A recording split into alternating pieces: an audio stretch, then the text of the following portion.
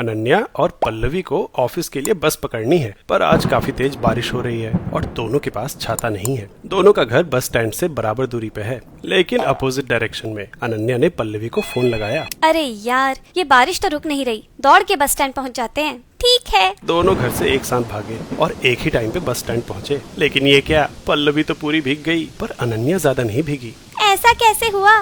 हम दोनों ने बारिश में बराबर टाइम बिताया, लेकिन मैं ज्यादा कैसे भीग गई? तभी बस आई और दोनों उसमें बैठ गईं। जैसे ही बस ने स्पीड पकड़ी, अनन्या ने गौर किया कि बारिश की बूंदें जो पहले एक एंगल पे गिर रही थी, अब सीधी गिरते हुए प्रतीत हो रही हैं। अरे समझ गई, ये तो रिलेटिव वेलोसिटी का खेल है। वो कैसे? मान लो अगर बारिश सीधी गिर रही होती तो पानी की जो बूंद हमसे आगे गिर रही है वो हम तक नहीं पहुंचती, लेकिन अगर हम आगे भाग रहे हैं तो हमारे पर्सपेक्टिव से इस बूंद में एक हॉरिजॉन्टल वेलोसिटी आ जाएगी जो हमारी तरफ होगी और अब ये हमसे टकरा जाएगी। लेकिन असल में बारिश सीधी नहीं, एक एंगल पे हो रही है, जिसकी वजह से इसका वर्टिकल के साथ साथ एक हॉरिजॉन्टल कंपोनेंट भी है। जब अनन्या बारिश में भाग रही थी तो ये हॉरिजॉन्टल कंपोनेंट अनन्या की वेलोसिटी की ही डायरेक्शन में था। अब अनन्या के लिए बारिश की रिलेटिव वेलोसिटी निकालने के लिए अनन्या को स्टेशनरी करना पड़ेगा, यानी उसकी वेलोसिटी को दोनों वेलोसिटी से घटाना होगा। यहाँ तो बारिश की रिलेटिव वेलोसिटी एक्चुअल वेलोसिटी से कम हो गई, वहीं पल्लवी इस हॉरिजॉन्टल कंपोनेंट के अपोजिट भाग रही थी। तो अगर रिलेटिव वेलोसिटी निकालने के लिए पल्लवी की वेलोसिटी को